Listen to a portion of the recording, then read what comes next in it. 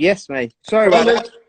that. Yeah, that's Instagram. First time doing that, so yeah. Yeah, don't worry, mate. Don't worry. Good little 5-minute break, anyways. It's all new anyway, isn't it, mate? It's all new to us, all of us. It's like the bully Yeah. game. It's new. It's very interesting though. It's amazing actually speaking to you. I'm always reading your stuff, so yeah, it's taking a lot in. It's actually better than reading any books. I mean, I did speak to you and I did say to you, I can read stuff, but it just goes in and it seems to disappear. But when I hear stuff, you get a better understanding. It's hard to take it all in. Yeah, you know, exactly. like I got hated in my hometown and in Chester for being a personal trainer because I decided I never had the heart to take all this money off people. Okay, women were coming to one come to me with cancer, right? And take the chemo, her heart had to be a certain strength, right? And she had no money. Okay, so I trained her to get her for the chemo. I didn't want any money off her, but I decided I'm not just going to train you, love. I'm going to teach you to become not a PT as such, but to learn and love till you'll never need me again. And in 6 weeks, we taught her, she got the chemo, she got better. But the point was, I started doing a few more. So people come to me and say, I can't afford 40 quid an hour, 3 hours a week. I haven't got that. And I started, but these people needed this fucking help. And I was like, right, let's tell you what, give me 200 quid, yeah? And I'll train you in a classroom and teach you what I know to be train yourself forever. And they would, just on that small fee. I don't know why my screen's gone dark. No, we can see it's perfect. So that's what I do. So it's the same now in this. You know, as I learn things, I go on. People say sometimes I contradict myself, and I say, because I'm learning more. What I said last year, I say sometimes, right, what I've just discovered is this, you know, and it's things like that. But I'm never going to be this pro guy that just rams things down your throat and just says, if you don't do it my way, it's just fucking stupid. You know, that's not the kind of person I want to be. You know, I'm just trying to help everyone. I'm a humble guy that's in this game for the longevity of it. I'm always going to own dogs. I'm always going to have these dogs. I'll have these dogs. Yeah, definitely. These are dogs I always wanted to have, but I could never know how to get them. So, I bought an Amstaff when I was fucking like, I think about 20 odd, shitting myself that I've got an Amstaff because the honest PCA in the area were against them. And I was just like, oh shit, you know, I shouldn't really have this fucking dog. And now, we've got some legal ones. When my missus, I showed my missus a picture of an American Bully and I put it on my Facebook in 2010. It was on the news. Sorry, I didn't mean it in a bad way because I found out later the only reason that picture of that dog was on the news was because it hurt someone, it killed a kid or something. Or attacked a kid. But I didn't know that. I just took a photo of it and went, wow, I want one of these. Missy said to me back there, never fucking not a chance in hell a young dog like that sticks to staffies. So that's what I did. And then we moved to a rough area and she said to me, do you want to get one? And I said, what? And she went, a bully. And I went, wow. And then we looked at pockets and they said, we're doing that. So I didn't even know. The first time I heard of the concept bully dog was in the 90s. It was a bully dog. It wasn't what we see today. Sorry, my phone keeps on going dark. No, we can see you fine. We can see you fine. It was a bully dog and it was back in the 90s. It was just a bully, it was what I call a bully dog, bully breeds all mixed together, about 4 or 5 different breeds. So we got one and, went from there. But yeah, they're amazing dogs. The high demand that they are, it's like having 6 crazy kids in the house. So like now in my house, I have 6 and there's no noise because they've all been out since 6 a.m. and they're all tired. And I say that to everyone, get up early if you can. I haven't got time for that. So go to bed an hour earlier, get up an hour earlier, take them out an hour earlier. And then you have a day of peace. People say to me, my dog's fucking crazy, so it's got too much energy. And this is the point where we see aggression. You're going to see aggression because they've got too much fucking energy. It's bored, isn't it? So I do see that. If you're in a jail cell and you're a fit guy, you go stir crazy, you start doing press-ups, start doing sit-ups. To burn this energy off. I guess it's the system or whatever you're pissed off. But you do it to get some energy. A lot of people in life work in the city. The first thing they do come home is they go for a run to get out, to detox. And it's endorphins for the dogs. They love being out in the fields and they love doing it all. And they come home and they're tired. People say to me sometimes, why does my dog pull on the lead? I said, does he pull for the first half an hour the whole time? Or was the first half an hour? And I say, because he's got the energy. He needs to burn it off. He wants to come home tired. He doesn't want to come home tired. Yeah, that's what my boy does. He's 12 months. Yeah. As soon as basically you take him out, he's literally putting, you can't even, I got 2 leads. He's dragging you all along. But once he's out for 5-10 minutes and he sniffs around and stuff, he's fine. Yeah, that's it. So. That's all it is. They're excited, aren't they? They want to go out and enjoy themselves. Yes, that's all it is. A lot to take in. I mean, do you have any advice on for people, you know, that's new into the game, or people looking for dogs, XLs in general, bullies in general? So, first-time owners, what's the first-time owners? Right? Do not just think that a puppy is a puppy. Don't buy fucking 10 off the back of making some money, because these things are going to grow up. And they are high drive, high demand dogs. And I always say this. I said this to one the other day, and they said I was like sick in saying it on the phone call. I went, "You want to buy all these dogs?" And I went, "If you went in the street now and you seen two men beat the shit out of each other, bloody fucking punch fest, would you get involved in that? Would you be scared by that? Would you go home sick by that? Because when 230-pound males turn on each other, you're going to get that. So you have to understand." Now, I said this a while ago about the breed. A few years ago, when I got laughing faces off. This one person especially, who's not Ken anymore, will mention names, she said to me, "You're a fucking idiot." Right? My dogs aren't like that. 6 months later, she rang me crying at 2 in the morning. They've killed each other. And I said, "What was the trigger?" She said, "There is no trigger." So there was a trigger of why have they killed each other? And she said, "I don't know." And then she found out it was a meaty bone underneath one of the male's bed. The other one's gone near his bed. He knows that bone's there. He's buried it. He's gone. If two dogs are willing to kill each other over a bone, you know, you've got to think to yourself, "It's okay. Many precautions on temperament, everything else must be adhered to." And that females in season and things like that. We've got to do it. But look at us as human beings. We're not ones to cast judgment. We are countries that stockpile fucking nuclear weapons capable of blowing the world up. Do you know what I mean? Yeah, it's facts. Parading fucking men with guns on the streets and all that. So we're not exactly fucking examples ourselves, are we? Now, I always say this. I like to say things in human relations in terms of dogs, so you understand that more clearly. Of course, yeah. If you've got a pack of dogs that live in a house like I have, you've got a pack. If you've got an outside kennel set up, where they all live in individual pens, you haven't got a pack. You've got a lot of dogs. It's a bit like a jail wing. So you go on the jail wing, all these guys live in their cells individually. You get them out for an hour a day. They're in good spirits. They're out, like exercise with the dogs. Everyone's happy. If you put 6 men in one jail cell, you're going to start seeing a hierarchy of fucking problems. And you're going to see the guy who's got the TV remote control, the best bet, and all the best, you know, he's going to be the man. And someone's going to challenge that. They're not happy with it. So you've got to be careful when you're buying 2 males. You might get a male that's submissive, you might not. And it's things like that. We see it in, you know, lion prides. We see it in horses. We see it in so many things in life. Why not dogs? The wolf pack is an example of how this goes on. If a stray lion walks over to a lion pack, he's there to challenge it. He wants that male spot. And you'll see it with dogs too, especially when females come in season. So there's plans. You'll never see me with 2 males working. I don't take the chance. Until 12 months old, I do. But can I pull 2 males apart and keep them apart on my own? Probably not. So I'm not going to do it. So you'll see Ghost and G. You'll see Spectre and Game. You did see Spec Game in a tiller, but they got to 12 months and it was like, no, we're not even going to try it because things happen.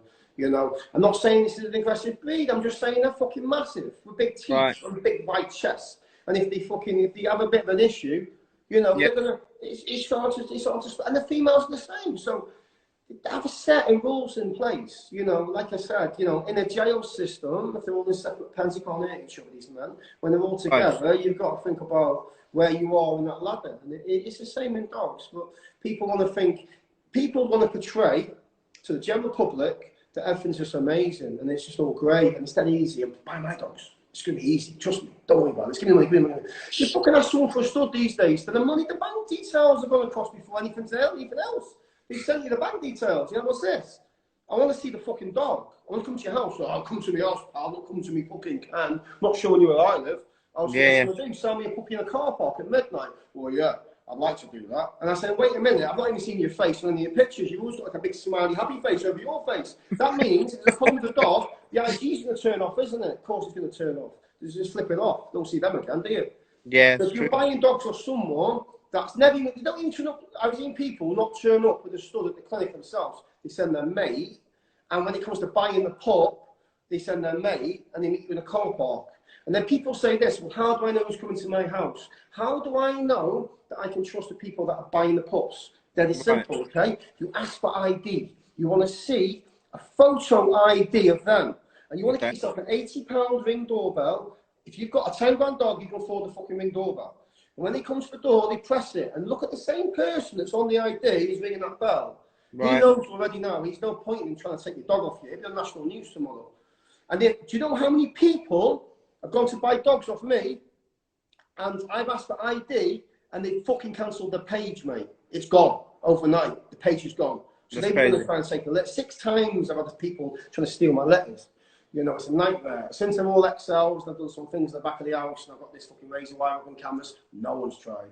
But they will try. But if you do things, you got to remember, if someone's going to steal your puppies, right, or steal your dog, it's like when someone burgles your house. They look for the weak link, okay? They go down the street at night and they look for the window that's open. They don't go to the house with 10 cameras outside, you know, and the 10 dogs inside that's roaming around. They look for the weaknesses of people. And the same in the game is when people that sell the pups. They look for the weak people to get the dogs off and get the money off.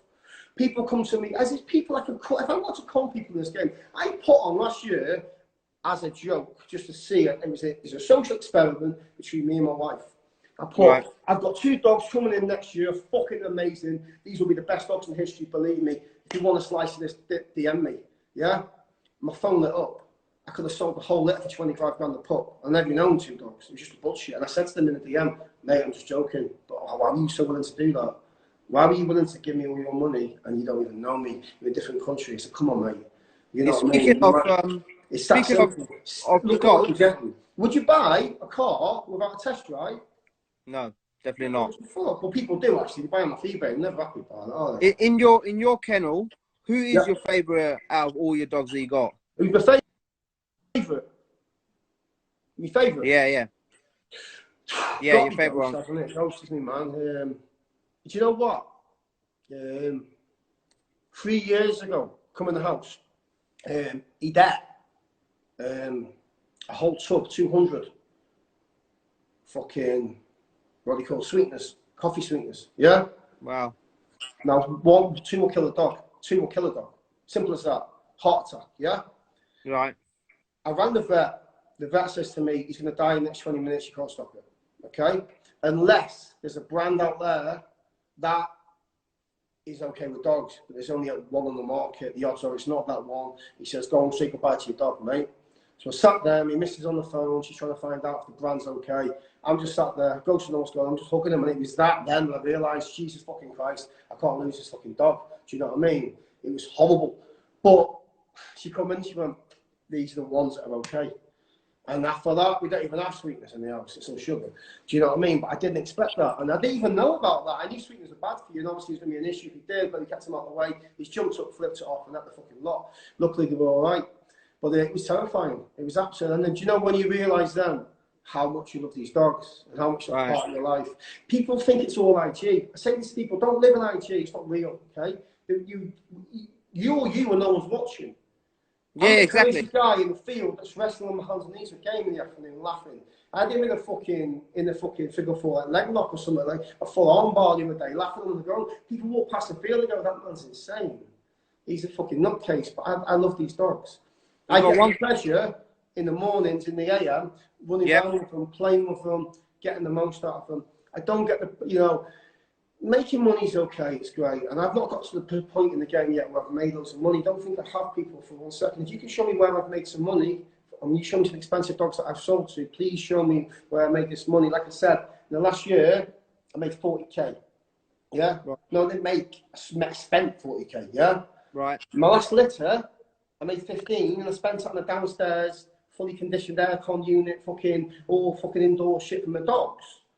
The year before, litters, G units litter, paid for itself because she had problems and fucking, I sold them cheap. You know, the litter before that, the only litter I had was Ghost and G units litter. The first time around, I sold them adequately cheap, you know, 4,000, something like that. And, you know, I bought a tiller. Fucking all the food, you know, 15 grand a year on food, 3 years have gone in, that's 50,000 nearly. It's a lot of money, you know. But I feed my dogs the best thing because I like my children. Right. You know, I'm not, people just come to me and all they talk about in DMs is the cash side of it. You've lost me. I say, but what represents that? What gets you the cash? Show me the vision that makes the money and I'm interested. The money is the reward for the hard work. Right. The days of just buying a bully are gone. We all knew it was going to happen, and it's here now. Them days have gone. Finished. And a lot of people in the UK right now, I'm sorry, might have paid a lot of money for a dog, and they know at the back of their mind that same level of dog is going to be worth half that or a third of that next year. So when you buy a stud, prepare for it not to be stud out. When you buy a stud, yeah, understand why you bought it for your own program, or at least Exactly. bring something into your program. Game to me is a bonus dog because it allows me to steal blood. So some people all of a sudden stop being their first pick females, and they come to amazing pets, and I'm like, yeah, okay, I believe in my stud. I can pull it to that female and take that good gene pool and that structure back into my program because my dogs aren't perfect, and it will help me achieve better in the future. Right. And then I'm going to breed Spectra to better dogs, and then I'm going to link them up and then outcross again and keep on doing it to go forward. I'm never going to do a litter for money. You know, some of these top kennels in the world now, they'll just, if there's a big money litter to be done, they're going to do it. You know, why? Why do it? Do it because you're passionate about it and you know it's worth doing. Someone said to me this, you know, first pick's available from Bossier, so why is it available? Why haven't they kept it? You know, they shouldn't be keeping it. Second pick is better in my eyes because they're keeping it and they believe in it. You know, there's other reasons to why people do things. And there's other reasons to kennels. People call kennels bloodlines. Are they really a bloodline? You know, what is a bloodline? What's your opinion on, have you seen that question, kennels? What's your opinion on people pricing purely based on colour? Well, this is it, isn't it? So someone said to me recently, why haven't I put out deposits not onto unit? Well, the main reason is I can't be asked people, you know, they'll like to say the colour map. So every time I've had a conversation with someone about putting a deposit on the dog, they've always got a preconceived thing of what they want, and it's something that's crazy and can't be done. I want a lilac tri male female, the biggest in the litter. Making a lilac tri female's hard enough, I'm not sure, but the biggest in the litter, that's 100 to 1 shot. Game was 100 to 1 shot. So they say, what are you keeping? I say, the best dog. And they say, what's the best dog? I say, well, it doesn't fucking matter what colour it is. If it's tri or not, I'll try to have you. Look at Spectra.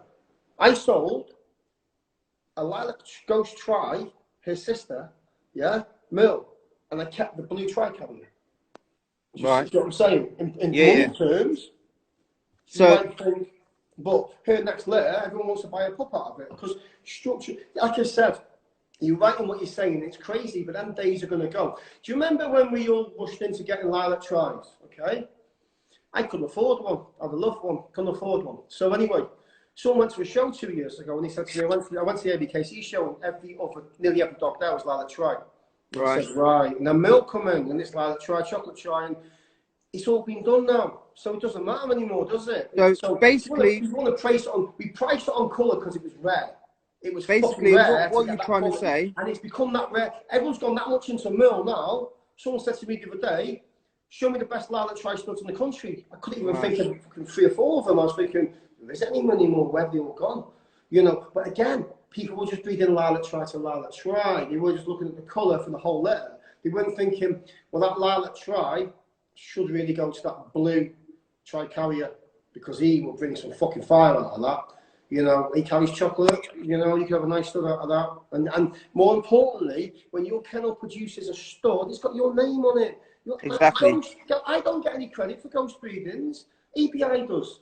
Yeah? But I get Sparta's fucking game on those pets, you know. Right. When Bossy Kennel said to me, can we buy some frozen semen off game? I was like, yeah, you better put fucking Sparta's game on them pets then.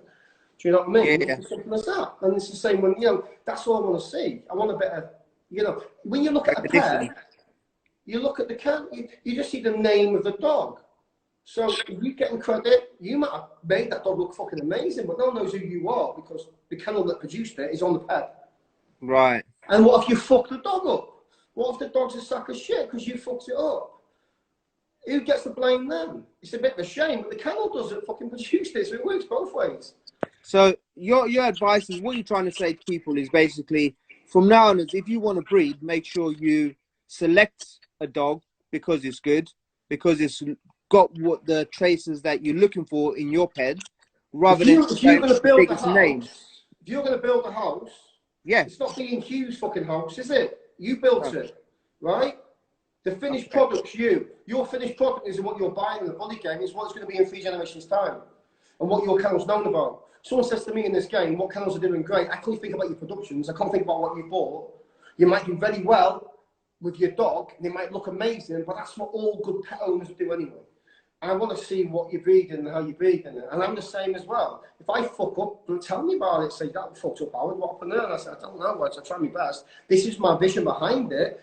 The point is in this game now is everyone's breeding monsters, everyone's breeding beasts, everyone's breeding freaks, everyone's breeding the next level in the game changes. What does that even fucking mean? Because their interpretation of freak might not be yours. So when you say to them, well, the freak that you mentioned saw me wasn't a freak. Oh, it's well freaky that. We mentioned this as well. No, tell me what it's going to be. Tell me it's going to be 23 inches of the width, there's 140 pounds, with 27-inch fucking head, with a clean bite and a straight top line, and I'll give you 30 fucking grand for it, mate. Do you know what I mean? And then if it doesn't turn out like that, I'll be back in 12 months' time and I won't be fucking happy because it turned out 19. Do you know what I'm saying? So when you breed consistency in your type and they all fall in a certain height range, do you know what it's meant to be this? This is what it's meant to be. And Bossy Kennels didn't do it. MVP Kennels didn't do it. Blueberry Kennels didn't do it. You're meant to have your kennel's ethos and your look, and they all fall in a certain height and style. And the colour of the coat is the bonus. And that's what you pay extra for because it's a bit flashy, isn't it? You know, like, you can't say that Merle, before we had Merle, it was dry, before we had Try, it was champagne, the special champagne coat. You know, it was about those coats, wasn't it? It was the lilacs and all that. So it's always been there. The money's always been there. The pure white dogs look beautiful, like in the snow and all that. The pure black frogs, it's always been there. It's just changing. But if you can put, my aim is in 3 or 4 generations' time to line up 20 dogs from my yard, and they all fit a certain look, a certain height, a consistency style, and they just got different coat colours. And you will pay extra for a milk coat because it looks like it's a beautiful looking dog and a really pretty coat. Do you know what I'm saying? It's a designer breed, isn't it? It's a designer breed. It's not, you know, we're not doing shows anymore, really. There are shows, and I respect all that. But ultimately, when we come in, it was meant to be about just owning one of these dogs. Just buying one to own one. Just to say, I love a bully. But now it's gone further than that. Now it's gone, I want to make money out of bullies. Yeah, that's nothing wrong with doing that, but let's just put some thought into it. Exactly. People come to me for 2 reasons, okay? Like when someone goes to a doctor, they either go there to keep on top of things, or they come to me when it's too late.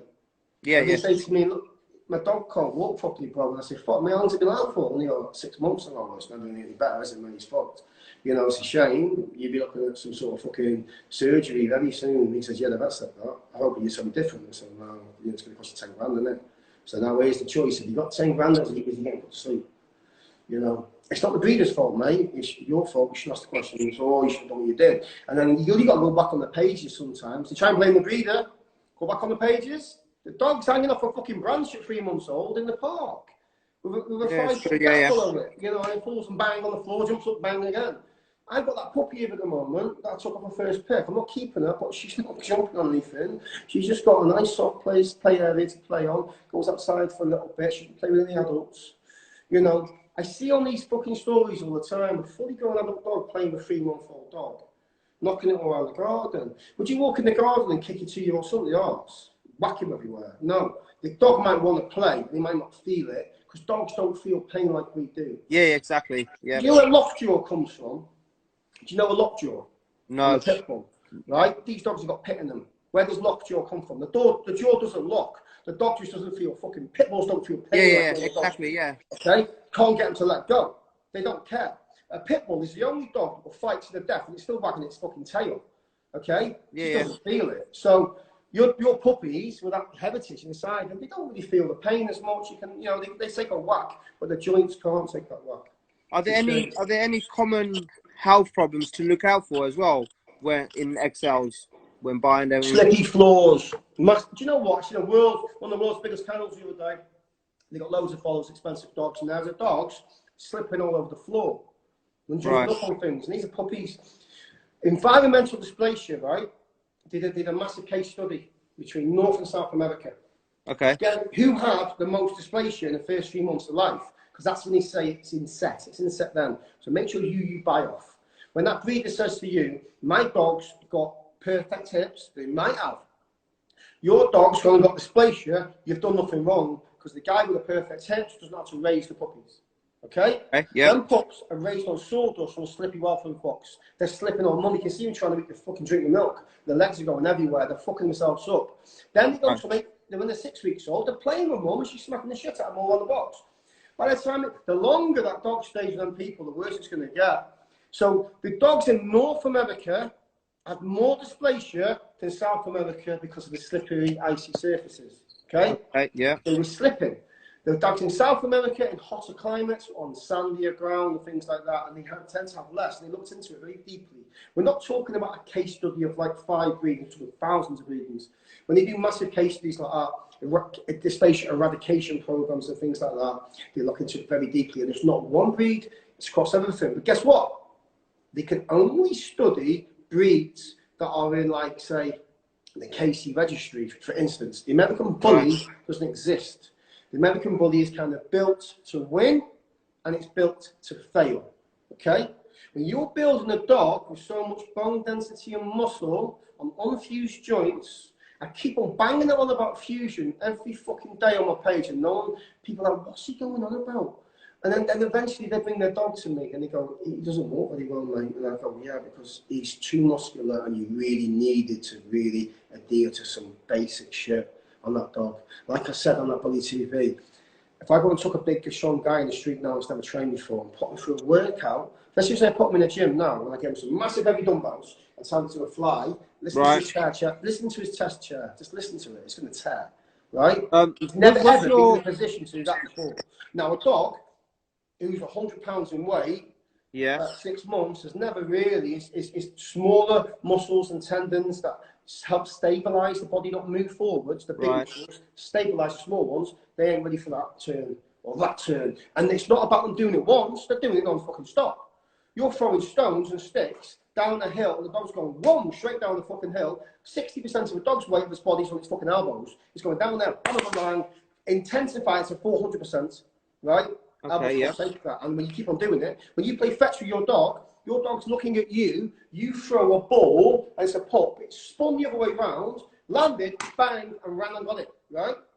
Right. That spinning round and banging, he's fucking his elbows up, and you're going to do it repeatedly every single week. One breakfast, fried breakfast won't kill you. 20 years of it will. Dogs aren't fried up. So throwing one ball ain't going to fuck his elbows up. Throwing 30 balls a day, every day of the week. What about resistance training? The dog's going to need training? some sort of ACL, surgeries and all sorts of shit by the time it's older. What about resistance training and benefits of that? Resistance training, okay. The only thing that builds connective tissue up, and that's the ligaments and the tendons, is resistance, okay? Resistance comes in many forms. Thick grass, walking through the thick grass, that's resistance, okay? You're pushing down, it's working back against you. Sand is resistance. Uphill slopes is resistance. Don't go down, walk down with them slowly, don't run down or sidewind, go at an angle, so there's no direct pressure.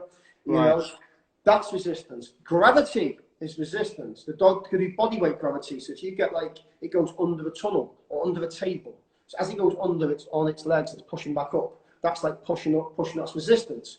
Tug of war, pulling back and forward is resistance, okay? People in this game, everyone's got in this business, a spring pole, okay? Yep. Hangs down, dog hangs off it all day, doesn't have the legs at all, does it? But if you put it lower to the ground, stuck it in a wall, it's coming down at an angle, yeah? And it's like pushing back instead, and it's really trying to pull like it's got to the wall, then that's resistance. That's going to help. Then you exactly. Not hanging. Hanging's not going to help, is it? The hanging's going to work the jaw. You know what? If you bought a puppy, check its jawline. If it's level, it's not scissor, and it's hanging all day, you're going to give it another shot jaw, aren't you? Yeah, yeah. If it's getting too much of the rope and it's pushing back, it might even go over shot. You just don't know. So make sure the teeth are fused properly first. I would even start doing some real tough ones. My dogs play kind of tug of war a little bit, but you know, it's not like that. And I do check the jawlines first. So there's a lot more to it than just that.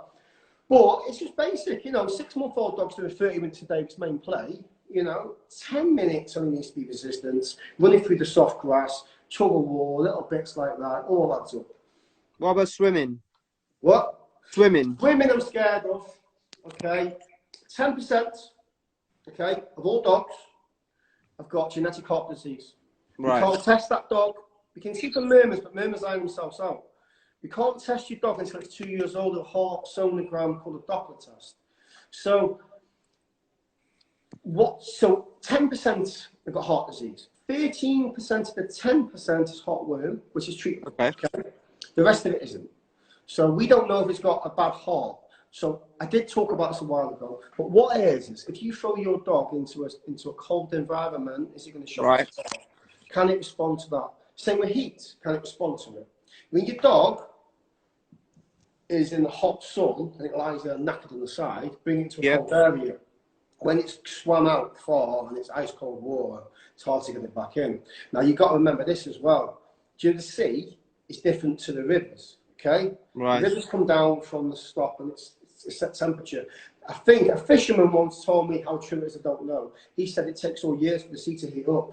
So the best time for your dog to go in the sea is in the winter because it's warmer than it kind of outside. Do you know what I mean? In summer, it's still cold from the winter and outside's hot. It's a shock to the system. So anyway, my mate threw a tennis ball in a lake. His dog had a heart attack and died years ago. So after that, I was just like, do I need to do it? So swimming's great, builds up loads of energy, great, no resistance, builds up, perfect, get you. Take it to a hydro pool. Controlled swimming, basically. Hydrotherapy style of going. And not these fucking people out there that have bought 200 quid fucking little fucking thing that's 8 foot wide and the guy stands there and charges 20 quid an hour. You basically yourself in a garden. Yeah, because a hydro pool's got cameras in it. A hydro pool's got a jet flow system. The thing costs fucking a lot of money. And it's got a suspended thing which a harness attaches to in the middle. And they watch it on the camera, and after, the guy looks on the camera and he watches your dog's movement. And he says, okay, this is why we're doing it. Because most dogs go to it for dysplasia. Most dogs, they look at the movement of the dog and they see how it's getting better over a period of time and things it's doing. So yeah, there's pros and cons to swimming. Swimming's great. It really is. It's just not something I'd do. And if I did need to do it, it'd be for rehabilitation purposes only. Like a treadmill. Everyone's got treadmills. Not against people selling treadmills or using them. But to me, why have we got the treadmill? It's a secondary purpose, not the primary. I want you to think about this now.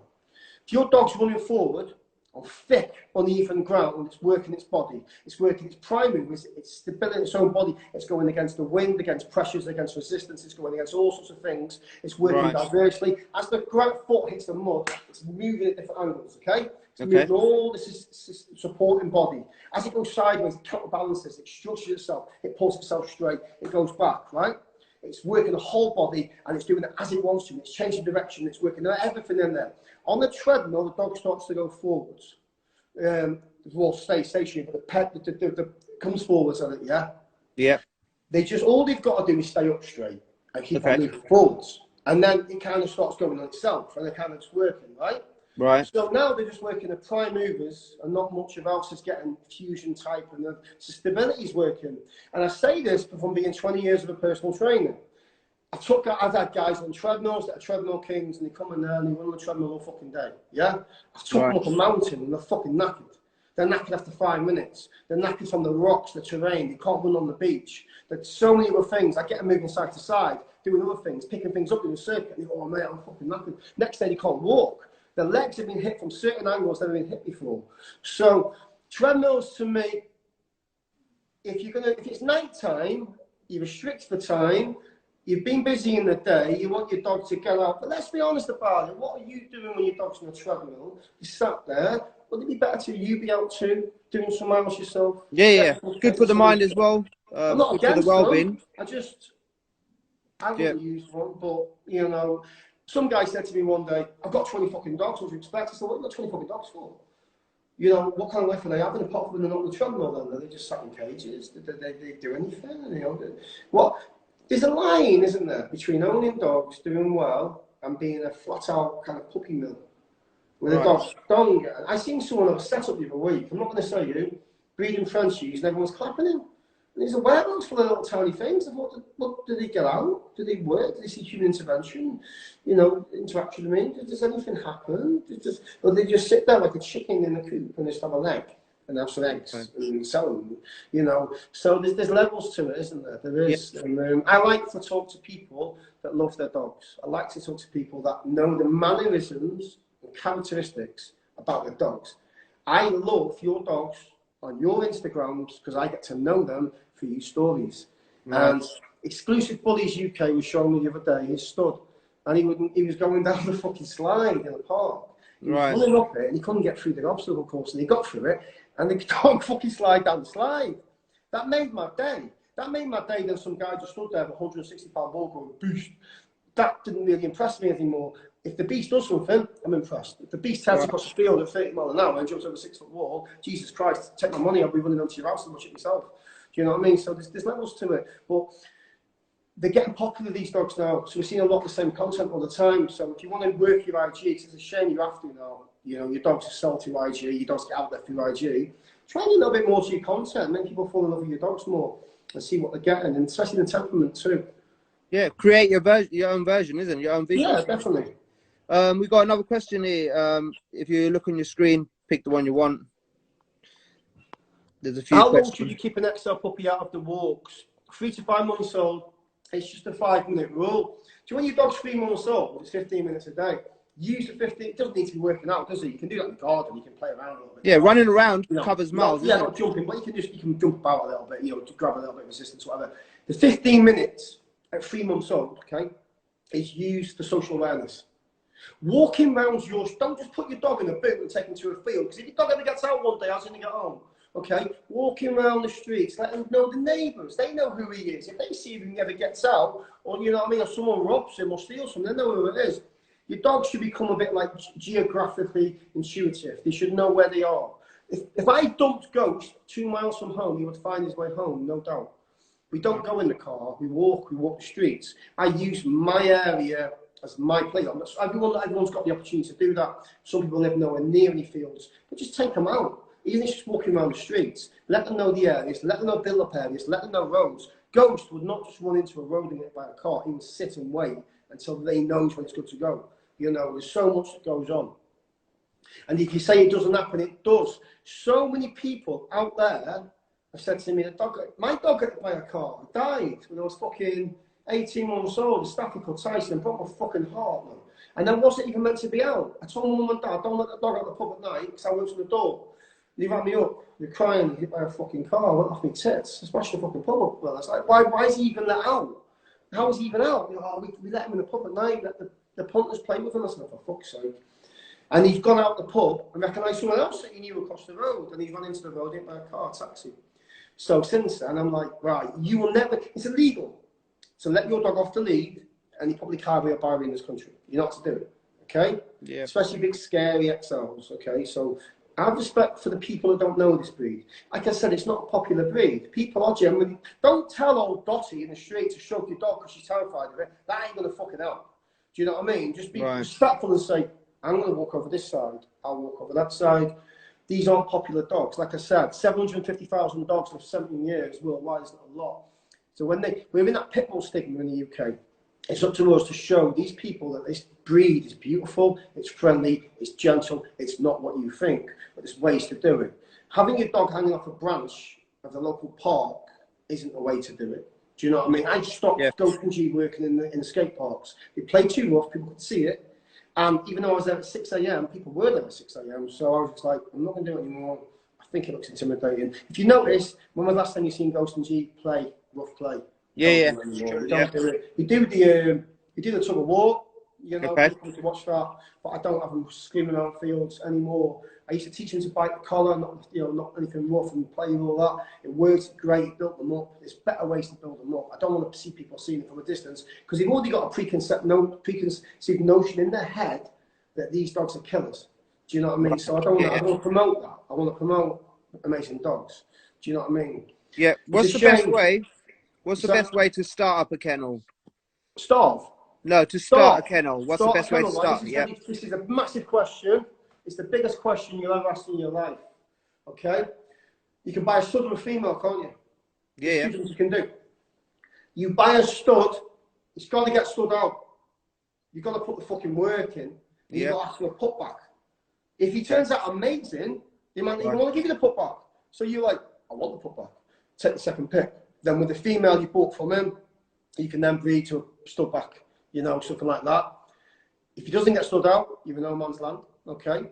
If you pay 10, 15 grand for him, you might want the money, you know, and that's a tricky one. And then remember the stuff that you bought, it's not got your name on it. So you're never going to get recognition for him. If you buy a female and you can't afford a stud, but you get a putback deal, and then you get an amazing litter off it, and you keep that first pick male, remember that, and that stud's got your name on it. It's got your kennel's name on it. And like I said, you can steal blood off that stud, then you can bring blood into your yard. But it's worked two ways now. Think about it. So everyone's got females now. So the studs are going to get lots of work and putback deals. But everyone's got studs too.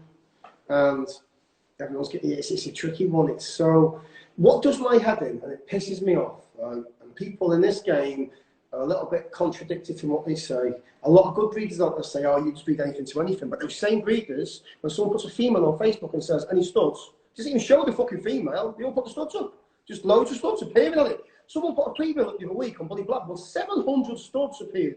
The guy didn't show a photo. Only 2 people said, show me the fucking female first.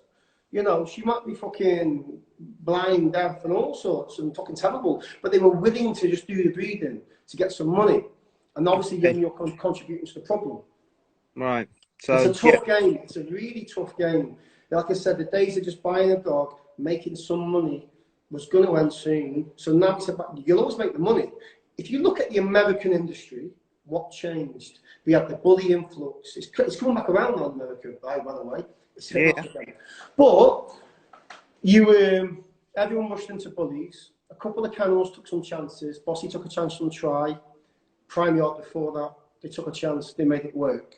Okay. Everyone else sat tight like it was a cryptocurrency exchange or something like that. I'm going to sit on my profit. I'm not going to take the chance on Try because it's new. I'm going to stick with the old school bloodlines. And they kind of start to hate on it. But if you stop hating in this game, you're going to look like a hater. And I don't want to buy a dog off someone that just says, fuck all these dogs all day on this page. Because what happens if my dog I buy off you's got an issue? You going to tell me to fuck off too? Do I get shit? Do you know what I mean? Yeah. So when you hate, if you're going to start hating on people and saying, those dogs are shit, these dogs are shit. So, and then a lot of people that slated Mills back in 2-3 years ago went on to breeding themselves. And people said to that guy, wow, I believed in you. You told me no Mills are shit. I was going to buy them from this kennel. You said, don't do it. And now you're fucking breeding them. And they're like, oh, yeah, sorry about that. You know, it's, I don't know, it's a tricky one. But in America, the big kennels went to the top.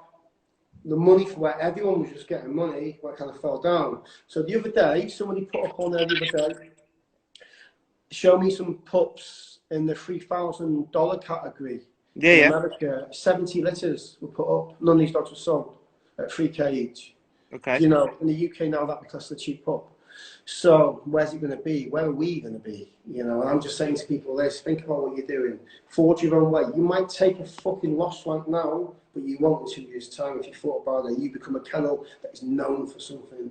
That's exactly. Only look for something a little bit different.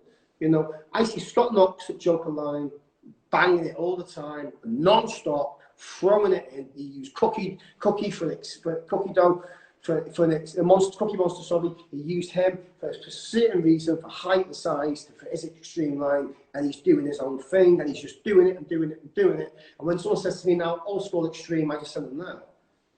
Okay. You know, and that's the deal, and that's what we do. Someone says old school bloodlines, you know, until I've got, it's a long time, so I do ICK lines at the old school page. I send them to like Hard Body Bullies or someone at Pit Pound. Go and check them out. They do that, you know. But everyone else is in no man's land. So being known for something is your what you're trying to say is being known for something rather than just making puppies for the sake of it. Yeah. Have your own vision, have your own style of dog. Look at anything. Look at boxers, professional boxers. Remember them for their styles. Yeah, When you say Mike Tyson, what do you think out of? Speed knockout king. When you say Tyson Fury, you know his personality. He's a nice guy and he's a very crafty boxer. So you think about what they do. You know, when you think of some other boxers like Frank Bruno, very stationary, you know, what I mean is you think about what they are. McGregor I said to you the other day, didn't I? If someone shows you a BMW, like the BMW badge on, you know it's a fucking BMW. Yeah, exactly. If I walk into a show and I see a Razor's Edge, I know it's a Razor's Edge. I know it's a Magoo line muscle tone. I know what that is. Right. You know, I walk into a show now, I see fucking 20,000 mils. I don't know where they came from. You know, the lilac tries, probably some bossy in there somewhere, and then I don't really know what's going on with them or what the next stage is. I see a massive, big, freaky fucking dog in the show. I'll say that's most likely a power chains or something that he does because he has some massive dogs. Alice Bloodline in America, freaky dogs. I can tell you what, you know, them lines are. So it's about, if you just want to come into the game now, hit it fast, make some dough, get out. The dogs have a long life. I wish you the best. But yeah, exactly. Not the people I want to do business with. What about temperament? Is it something done in the kennel or is it bred? Well, what do we all talk about? We all talk about Killer Kimbo, don't we? Two of his offspring went on to, I think they killed people or something. Yeah, but he did it himself. So you got to think about it. There's lots of secrets in this game. We don't tell people our secrets. There's a lot of temperamental problems in this game. You know, you don't know them, and people try and hide it away. Right. I've seen certain lines. I've seen not lines. You've got to think about what you're doing. You know. Okay. There's certain things you can do with a bulldog style dog that you wouldn't get away with doing it to a pit style dog. And there's no point in making one the other. It's the same with diet. Don't overfeed a Pitbull type and don't underfeed a bulldog type. You know, you can't make something it's not. So when it comes to temperament, you've got to really be a good owner, and you've got to look at the temperament of your dog. And your children the same at home. When your son goes off and bees a fuck, what are you doing? Do you know what I say this, right? Yeah? This is the fucking truth, right? Yeah. If your dog respects you, it will never bite you. If your dog fears you, one day it will fucking bite you. Exactly, if you wake up every day and you just nail it. I say to people, these dogs need a firm hand. I don't mean a firm hand. You stop. If I punch Ghost every day, one day he's going to go, fuck this, I'll have him today. Yeah. I'll rip his fucking head off, right? But he respects me. So my dad, God rest his soul, was 5'4". I'm 21 years old now, yeah? I've had a massive fight in a nightclub and I'm covered in blood. And I've gone home and terrified and the police are going to arrest me. I'm going to jail this time, right? Took my clothes off. My mum's rang me, your dad's coming. I've gone shitting myself. I'm fucking terrified. I kick his ass in a fight. I'm just scared because I fucking love him and I respect him. Yeah, and exactly. Those dogs fear you like that. They don't fear you, they respect you. Ghost has got an understanding with me, Game Master. Game could kill me in an instant, but he never will. He won't bite the hand and feed you. Do you know? And he goes a bit deeper than that. You can see the dog loves you. He don't just feed it, it loves you. So if you keep on fucking beating him every day, and this is the problem, isn't it? My dog's not getting stood out. I've battered it every day of its fucking life, and now I'm going to sell it to a guy who's got kids, and the kid's going to snap it, and the dog's going to think, well, you're fucking 3 foot tall, I'll fucking have you. And then they look in the bar, and then all of a sudden the breed's a bad breed, and it's in the news, and fucking Bob going crazy about it, and we're all fucking lost out because some idiot smacked his dog too hard a few times. And I'll tell you a story now which is true, and it's an example of it. My mate years ago liked big dogs. He went and bought a Doberman Pinscher, okay? Right. He's got the Doberman. It's a fully grown one. It's a male. It's in the house. He likes it showing it off on the town. Everyone likes the dog. Big fucking dog. I'm scared of them dogs, in all fairness. One bit me when I was a kid. I'm like, stay away from them. Them I'm not wild. Another one bit me as well. So I'm like, okay. So anyway, he's gone down one day to tie his shoelaces, and the dog's ripped his fucking head off and scalped him. He's ended up in the hospital, and that's all stitched back together. He can't figure out what happened. He's gone to the animal rescue shelter he got it from. They can't figure out what happened. They've gone to the street where the guy once lived and asked the people about the dog that they rescued. And they said, oh, yeah, he used to beat the shit out of him with slipper. So obviously when he's gone to tie his shoelaces, he's getting slipper job, the dog's gone for him. That is what's happened. This is why I'm talking about the importation rule at 6 months now. Right. How much has gone on in 6 months in that dog's head? Then we put you an ordeal where it might get stuck in Holland for 2 months. It's got here now. 130 pounds in weight, 8 months old. You don't know jack shit about this dog, and there you are on your IG, we sat next to your baby fucking kid, and you're like, I watch it shocked, and I go, Jesus Christ, you don't know anything about the dog. Oh, do you know what? By a fully grown 2-year-old male, everyone forgot to tell them that he doesn't like fireworks. It's fucking bonfire night. You're sat watching the telly, the dog's ripping the side of your head off because the fireworks gone off. Do you know what I mean? So.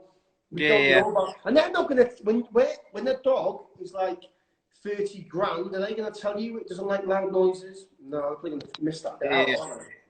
So I'm talking today as breeders and as pet lovers and pet owners.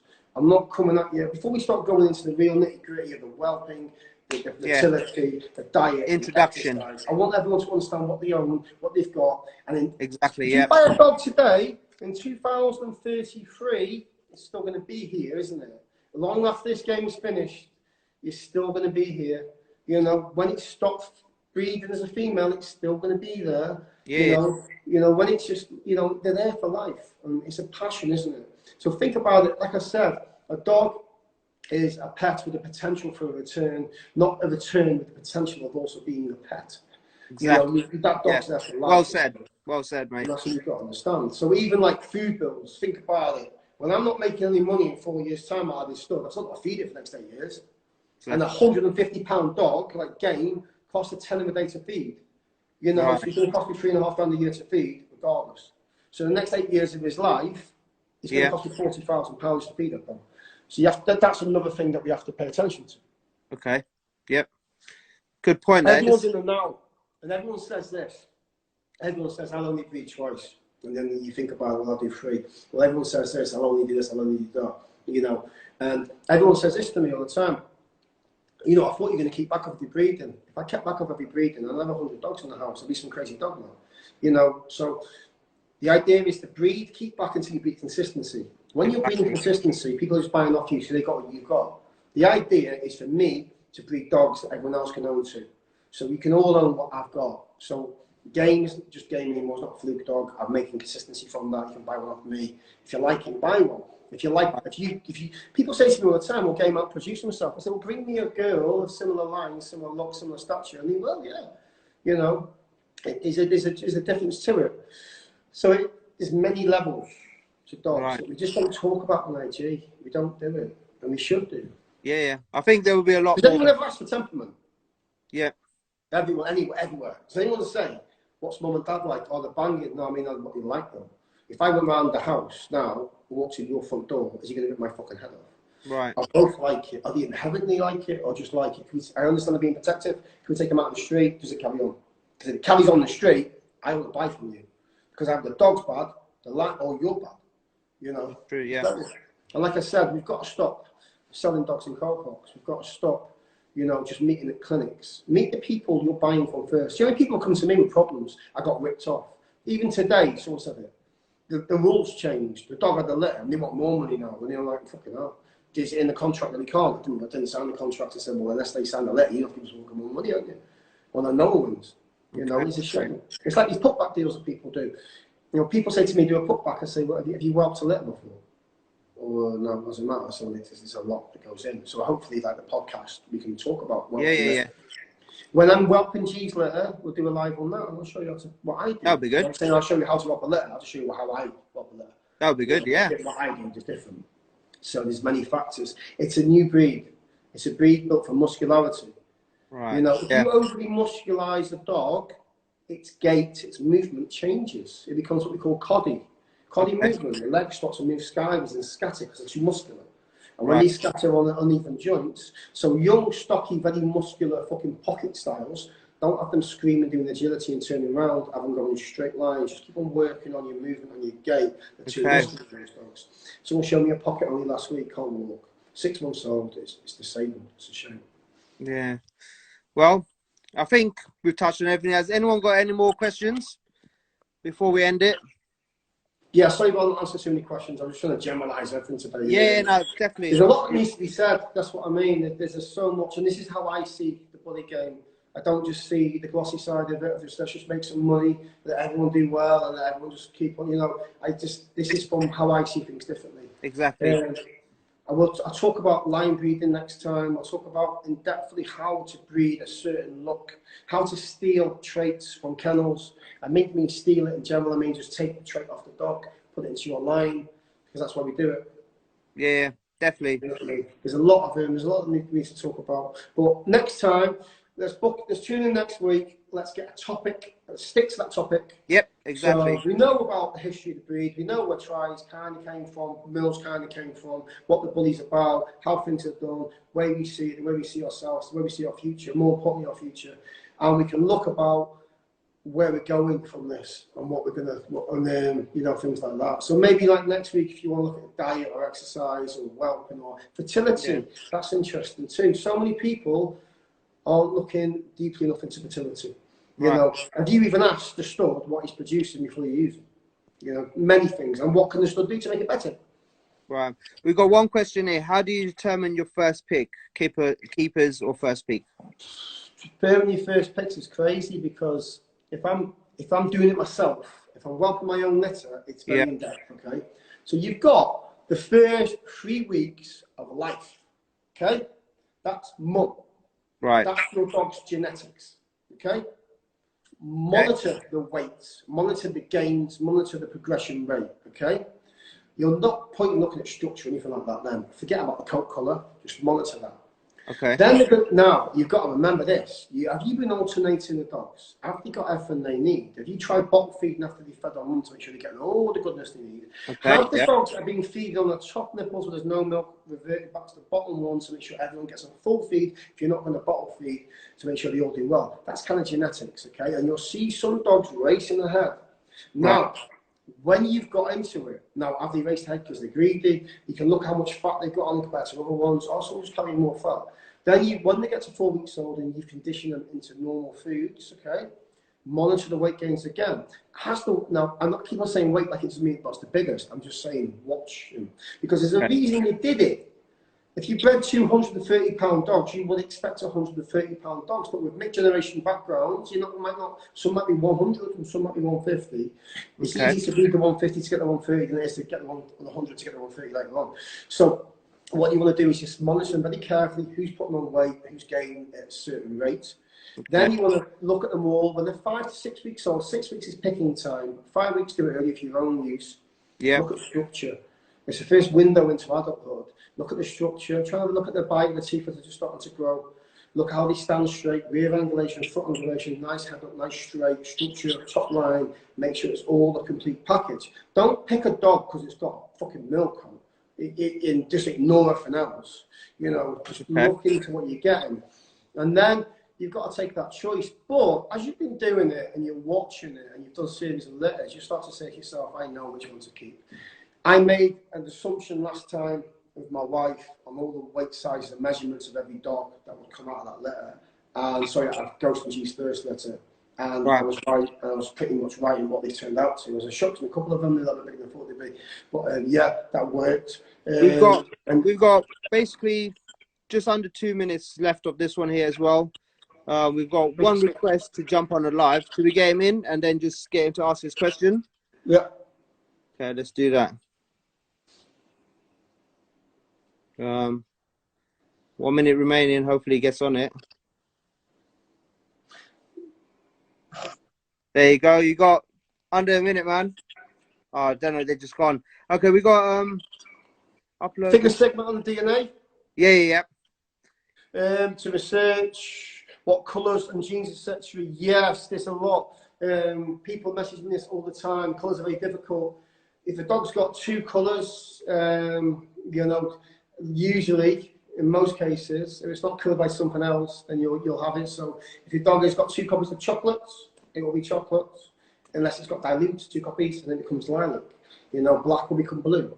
Red will become champagne. Champagne and lilac look so much alike, but they're not. You know, and you can see it by where they came from. Champagne won't come from a chocolate parent. So there's things like that. Then you've got to look at the K locus, which masks try. 2 copies of K locus are masked for 2 generations usually. Many factors. The white dogs, 2 copies of S locus is a pied dog. 1 copy of S locus is a party coloured dog. But then you've got Irish spotting, which is non-testable, which can actually cover from 15 to 80% of the coat in white. So there's many factors, many things. But that's a whole other subject. That's a whole thing of an hour just talking about colour.